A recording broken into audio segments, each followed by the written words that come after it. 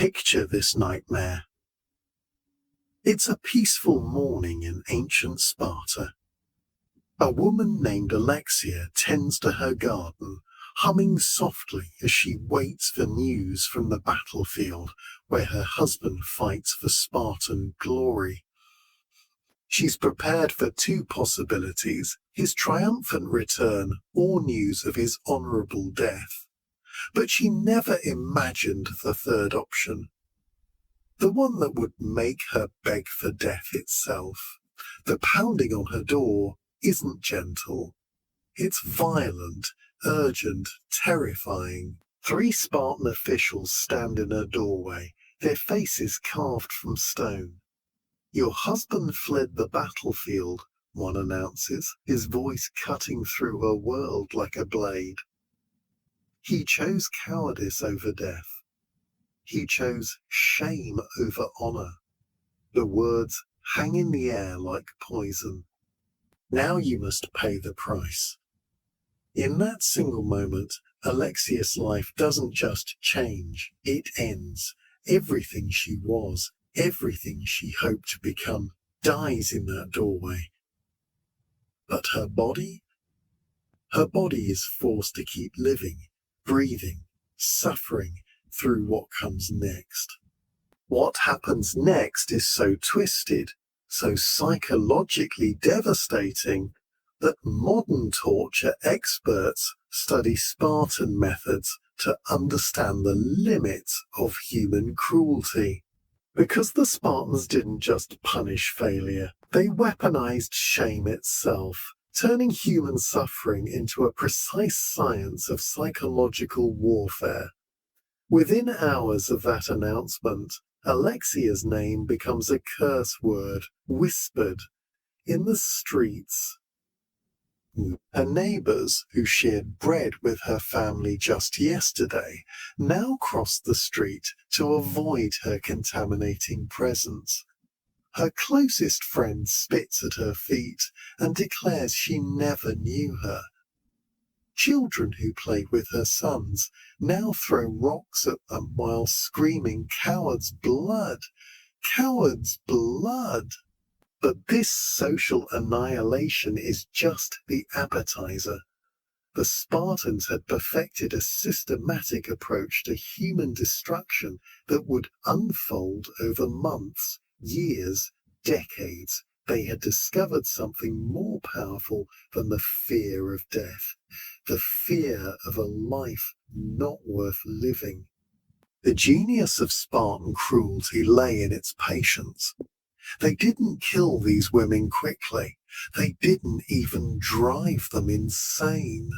Instead, they crafted a form of torture so sophisticated that it required the victims to remain fully conscious, fully aware, fully human, while being systematically stripped of everything that made life bearable.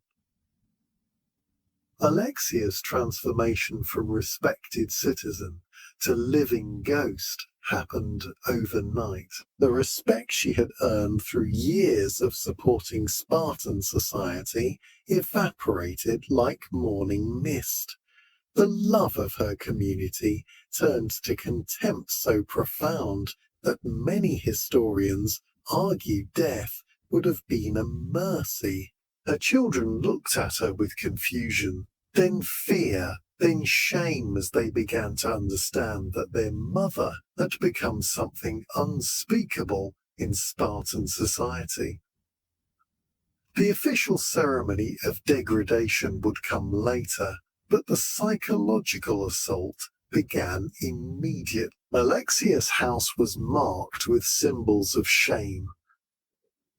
Her family's possessions were inventoried by officials who treated her belongings like contaminated objects. Her servants fled, fearing that association with the tainted would spread the contagion of dishonor to their own families. As night fell on that first day, Alexia sat in her empty house, surrounded by the remnants of her former life. She could hear the celebrations in the distance. other families welcoming home their victorious warriors. The sound of joy felt like knives in her heart. She understood now that she inhabited a world where survival was not victory, but the cruelest punishment of all. Tomorrow would bring new horrors, new humiliations, new ways to suffer. But tonight, in the darkness of her destroyed life, Alexia made a terrible discovery. Even in her deepest despair, even in her most profound shame, she still wanted to live, and the Spartans were counting on exactly that. If you think being ostracized was the worst part of this nightmare, you're not even close to understanding the depths of Spartan cruelty. What came next was a masterclass in psychological torture that would make modern interrogators weep at its sophistication. The public ceremony of shame was scheduled for exactly 7 days after the initial announcement. This wasn't random timing. The Spartans understood that a week was just long enough for hope to die, but not long enough for acceptance to set in.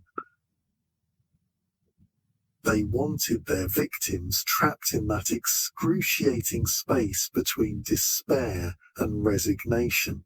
Alexia was dragged, not escorted, dragged to the central agora where the entire population of Sparta had gathered. This wasn't just a punishment, it was theatre, performance art designed to terrorize an entire society into absolute obedience. The crowd wasn't forced to attend. They came eagerly, hungry for the spectacle of someone else's destruction. The ephors, Sparta's ruling council, read the charges against her husband in excruciating detail. Every moment of his cowardice was dissected, analyzed, and presented to the mob like evidence in a trial. But Alexia wasn't on trial.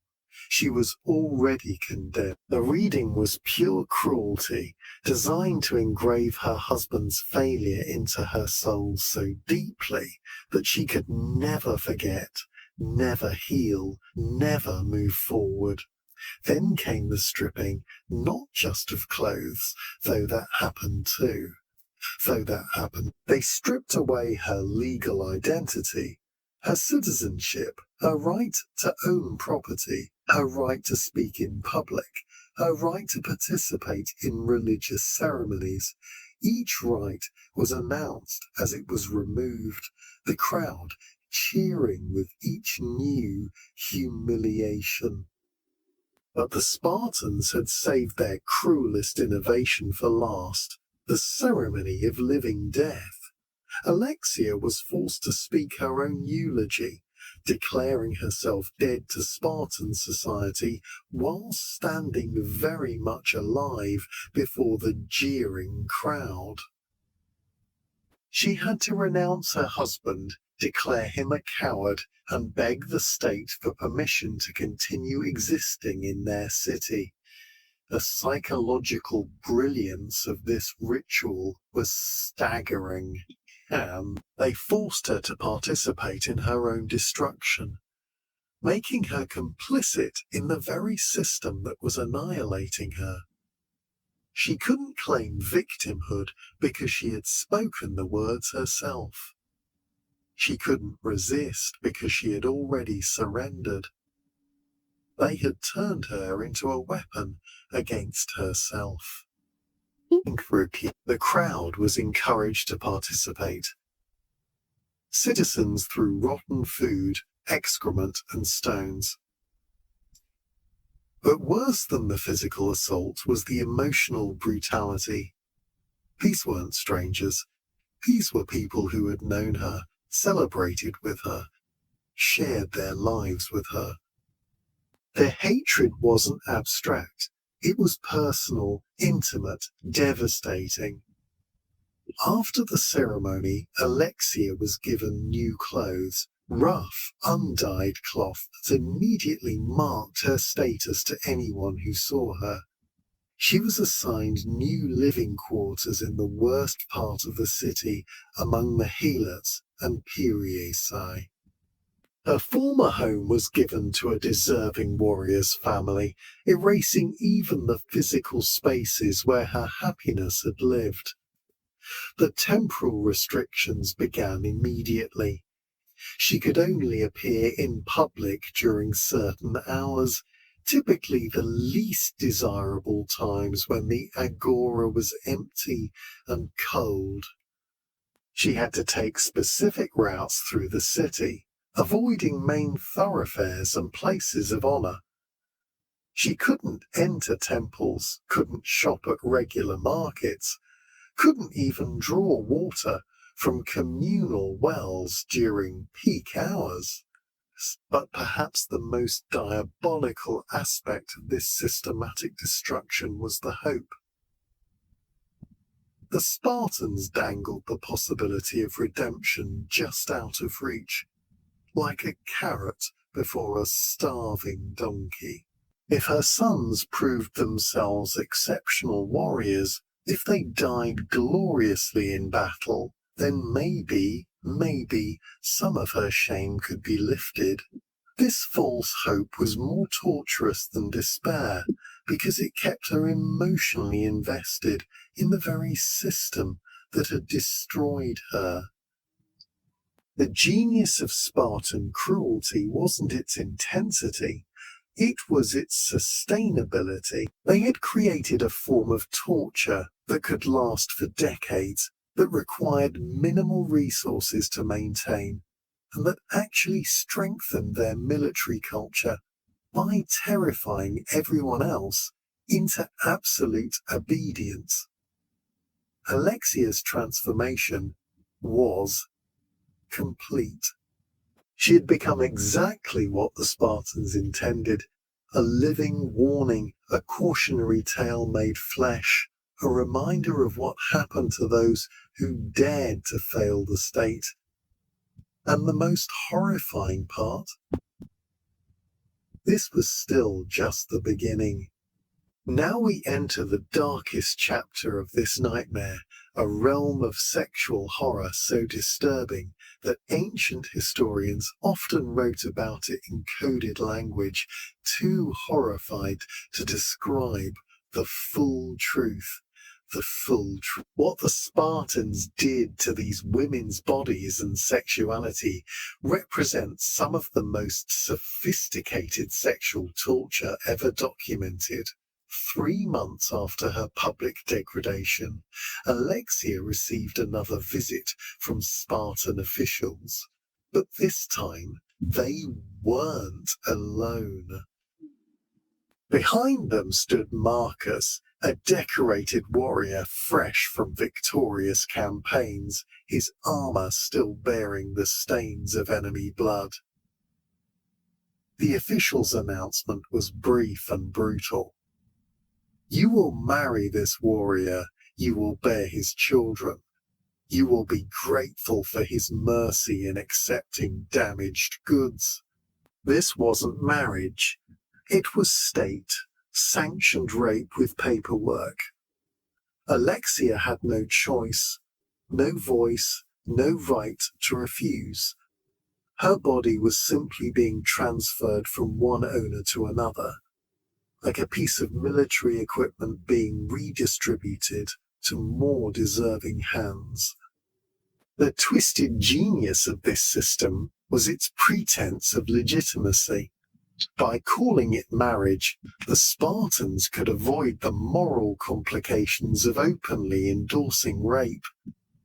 By framing it as mercy, they could claim they were helping these women rather than exploiting them. So, the psychological manipulation was as sophisticated as it was cruel. Marcus was given explicit instructions about his new wife. He was to treat her as a breeding animal, not a partner. Her pleasure was irrelevant, her consent was assumed through the state's authority. She was to produce children, specifically sons, who would redeem her bloodline through military service. If she failed to conceive, or if she produced only daughters, she could be returned to the state like defective merchandise. The sexual dynamics of these forced unions were carefully calculated to maximize psychological damage. Marcus was encouraged to remind Alexia constantly of her inferior status. During intimate moments, he would describe in graphic detail how much better she was than her coward husband, how grateful she should be for his attention, how her body now belonged to a real warrior. But the cruelest aspect of these arrangements was the children. Every pregnancy became a twisted lottery. Sons might redeem her shame, but they would also be taken from her at age 7 for military training, where they would be taught to despise their mother's bloodline. Daughters would inherit her shame, doomed to lives as outcasts in a society that valued women primarily for their ability to produce warriors. Alexia's first pregnancy with Marcus was a nightmare of conflicted emotions. She hoped for a son who might restore her family's honor, but she feared what that redemption would cost. She dreaded bearing a child for the man who treated her like livestock, but she knew that failure to conceive would bring even worse punishments. The birth was attended by Spartan officials who evaluated the infant like livestock judges at a market. The baby was a boy, healthy, strong, seemingly perfect Spartan material. The officials nodded approvingly and made notes in their records. Alexia was permitted a brief moment of relief before the brutal reality set in. This child would be raised to see her shame as his greatest enemy. The sexual exploitation extended beyond the primary forced marriage. Successful warriors could claim temporary access to these women as rewards for exceptional service. Alexia might be loaned out to visiting dignitaries, given as prizes in military competitions, or used to seal diplomatic agreements with foreign powers. These temporary arrangements were presented as honors. The women should be grateful that their bodies were considered valuable enough to serve the state's interests. The psychological manipulation was staggering. They were trained to feel shame for being victims and gratitude for being exploited. The contraception and pregnancy control exercised by the state was another layer of sexual torture. These women weren't allowed to make any decisions about their own reproductive lives. The state determined when they should conceive, with whom, and how many children they should bear. Herbs that could prevent pregnancy were forbidden. Attempts at abortion were punishable by death. Some women tried to resist through subtle sabotage, making themselves less appealing, feigning illness, or finding ways to avoid conception. But the Spartans had anticipated this resistance and developed countermeasures that were both sophisticated and brutal. The most psychologically devastating aspect of this sexual slavery was its permanence. Unlike other forms of torture that eventually ended, this exploitation could continue for decades. A woman like Alexia might be passed between multiple warriors throughout her fertile years, bearing children for men who despised her, raising sons who would be taught to be ashamed of her existence.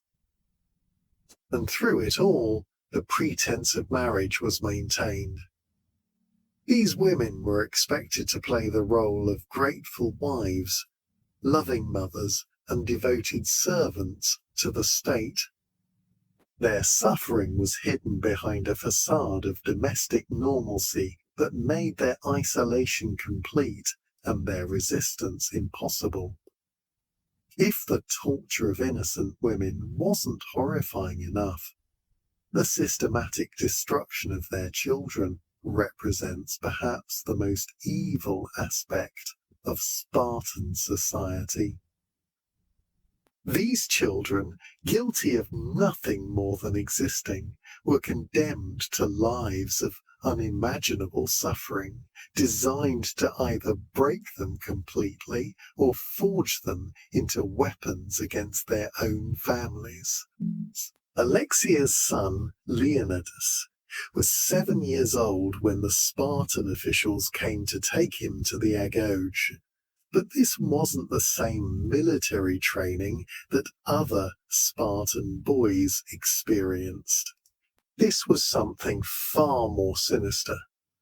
A specialized program designed specifically for the sons of cowards, a hell within a hell that would either kill him or transform him into a weapon against everything he had once loved. From the moment he arrived at the training camp, Leonidas was marked. While other boys were organized into units based on age and ability, the sons of cowards were isolated into special groups. They were given the worst quarters, the least food, and the most dangerous assignments. But the physical deprivation was nothing compared to the psychological warfare that began immediately. The instructors had a specific curriculum for these boys. Every day began with a recitation of their father's cowardice. They were forced to memorize the details of the defeat, to understand exactly how their bloodline had failed Sparta, and to acknowledge their inherited shame. They had to denounce their fathers publicly, calling them cowards and traitors, begging for the chance to prove they were different.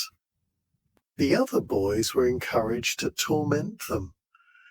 It wasn't random bullying, it was systematic, organized, and sanctioned by the state. The sons of heroes were taught that abusing the sons of cowards was a civic duty, a way of demonstrating their own superiority and loyalty to Spartan values. Leonidas learned quickly that survival required him to become someone else entirely. He had to reject everything about his mother, his family, his past. He had to become the most brutal, the most aggressive, the most willing to inflict pain on others. Only by proving he could be crueler than anyone else could he earn even basic acceptance. The sexual abuse these boys endured was systematic and horrific. Older boys and instructors used them as outlets for dominance and aggression. But this wasn't random violence. It was calculated to break their spirits and rebuild them. According to Spartan specifications, they were taught that their bodies, like their mothers' bodies, belonged to the state, to be used as the state saw fit. The training exercises designed for these boys were beyond brutal. While regular students faced dangerous challenges, the sons of cowards were given impossible tasks designed to maximize casualties. They were sent on night missions that were essentially suicide runs, forced to fight against overwhelming odds and abandoned in wilderness areas with no supplies or support. Many didn't survive. The mortality rate among sons of cowards was estimated to be 3 times higher than among regular trainees. But those deaths weren't seen as tragedies. They were viewed as natural selection, the weak bloodlines eliminating themselves to preserve Spartan purity. For the daughters, the horror was different but equally devastating. Alexia's daughter, Cassandra, faced a future with no possibilities for happiness or dignity. No respectable Spartan would marry her, dooming her to a life as an outcast or, worse, as property to be traded among the lower classes. Cassandra was excluded from the physical training and social activities that normally prepared Spartan girls for their roles as mothers of warriors. She couldn't participate in religious dances, athletic competitions, or social gatherings. She was barred from festivals, forbidden from temples, and denied access to the cultural education that would normally be her birthright. The marriage prospects for these girls were essentially non-existent within Spartan society. Some were sold to foreign masters as slaves, others were given to healers as rewards for good service, and the unlucky ones were kept as breeding stock for experimental programs designed to see if cowardice could be bred out through superior paternal genetics. The psychological impact on these children was catastrophic and permanent. They grew up knowing that their very existence was seen as a contamination, that their blood carried a poison that could none be cleansed. They learned that love was weakness, that family was liability, and that their only hope for acceptance lay in the complete destruction of everything they had once cherished. Some children broke under the pressure, fulfilling the Spartan prophecy of inherited cowardice through suicide or flight. Others became monsters, embracing cruelty with such enthusiasm that they surpassed even their tormentors. A rare few found ways to resist internally while maintaining the appearance of compliance, but the psychological cost of this double life was immense. The long-term consequences were exactly what the Spartans intended. These children grew up to be adults who were either broken tools of the state or dangerous enemies of human compassion. They carried forward the trauma they had experienced, often becoming the most enthusiastic enforcers of the very system that had destroyed their childhoods. The genius of this generational torture was its self-perpetuation. Each generation of traumatized children grew up to become adults who would traumatize the next generation. The cycle of cruelty became embedded in Spartan culture so deeply that it seemed natural, inevitable, and necessary for military supremacy. As we reach the climax of this horrific story, we discover that the Spartans' systematic cruelty contained the seeds of their own destruction. The empire built on the suffering of innocent women and children would ultimately collapse under the weight of its own inhumanity, but not before creating horrors that would echo through history as warnings about the price of placing power over compassion. By the 4th century BCE, The demographic consequences of Sparta's brutal system have become undeniable. The population of full Spartan citizens had collapsed catastrophically, from perhaps 8,000 adult males at Sparta's height to fewer than 1,000 by the time of Macedonian conquest. Every family destroyed, every woman driven to despair, every child lost to suicide or exile represented a hemorrhage in the Spartan population that proved impossible to stop. The economic costs were equally devastating. The constant punishment and redistribution of property from disgraced families created massive inefficiencies in Spartan agriculture and trade. Land that had been productive for generations was abandoned or mismanaged when transferred to politically reliable but incompetent recipients. The economic foundation of Spartan military power slowly crumbled as the productive class was systematically eliminated. But perhaps most tragically, the moral corruption of Spartan society had reached levels that made effective military cooperation impossible. Warriors who had grown up in a system that rewarded cruelty over competence, who had learned to see fellow citizens as enemies to be destroyed rather than comrades to be protected, proved incapable of the unity and trust that effective military units required.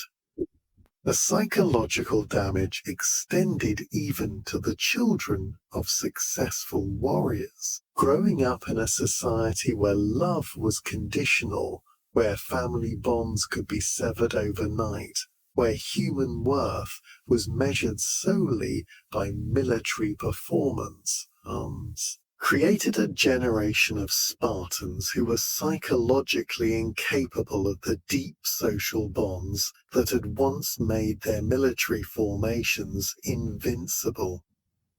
Foreign observers began to notice the change. Diplomatic missions to Sparta reported a society in the grip of mass paranoia, where citizens lived in constant fear of being associated with failure, where innovation was stifled by terror of making mistakes, where the legendary Spartan discipline had devolved into mindless brutality. The military effectiveness that had once made Sparta the terror of Greece began to deteriorate as the human cost of their system became unsustainable.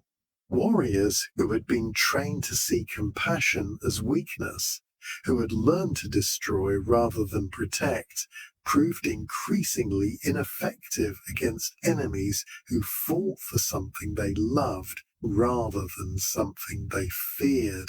The final irony was that Sparta's enemies learned to exploit their cruelty against them.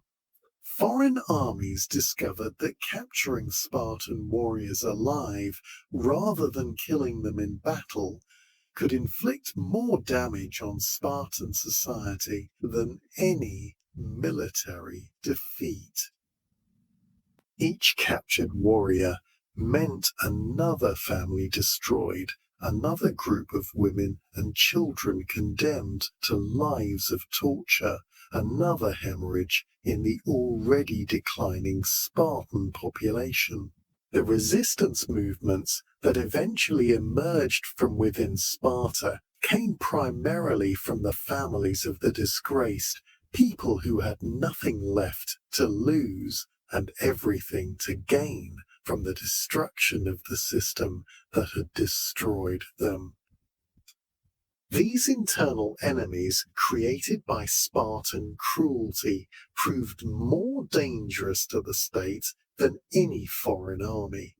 When Sparta finally fell, it wasn't in a glorious last stand worthy of their legendary reputation. It was a slow, pathetic collapse as a society that had consumed its own humanity finally ran out of people willing or able to sustain it. The warriors who remained were too few, too damaged, and too isolated to defend against enemies who fought with the unity and purpose that Sparta had systematically destroyed within itself. The archaeological evidence tells the final chapter of this story.